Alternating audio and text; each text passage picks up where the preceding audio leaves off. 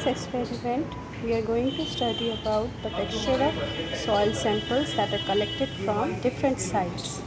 This is the soil sample A that has been collected from the roadside. This is the soil sample B which has been taken out from the construction site, and this is the sample C which has been taken out from the garden. Other materials that are required are the test tube stand, test tubes, and the different samples of the soil. So we are going to do the procedure. Using the digger, we are going to collect different samples from different sites. Then these samples are taken into different petri dishes. With the help of the texture, by using the handful of soil, we can easily able to see the texture, like whether this is containing the fine materials or not.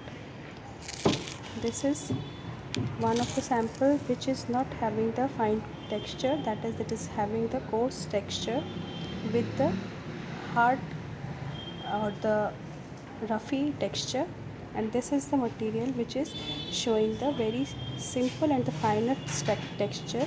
And we can say, since it is having the coarse structure, then this soil sample is of sand, because there is a presence of some smaller particles as well as few gravels are present. This is silt, and this is the clay soil because it is having the maximum amount of water present in it, and it can easily able to form the lumps. See, we can able to form the lumps. That means when there is the highest amount of water holding capacity in the soil, that soil is called as the clay soil. The soils are then one by one kept into the test tube. In this way, we can observe that depending on the texture, the soil are having their different layers. Like gravel is present at the lower level, then sand is present, silt and clay is present at the top because it is of the finest texture. And since humus contains the organic matter, that means they are lying at the top level of the test tube, like in that of test tube.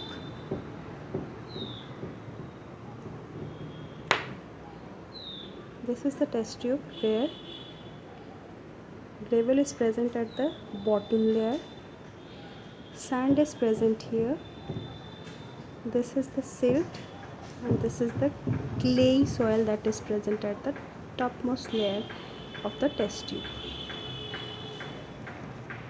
Therefore, we can say by the following experiment that heavy soil particles settle down first and lighter ones are then layered one upon the another, and it floats on the surface of water if we put the water on its brim.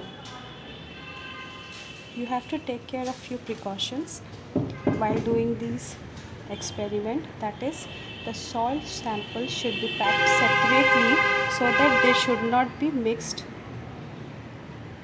and they should be taken at a same time and from the same site. If it finishes off, we have to take all the samples from the same site before we have taken, and all three samples will have three different textures. Thank you for watching this video.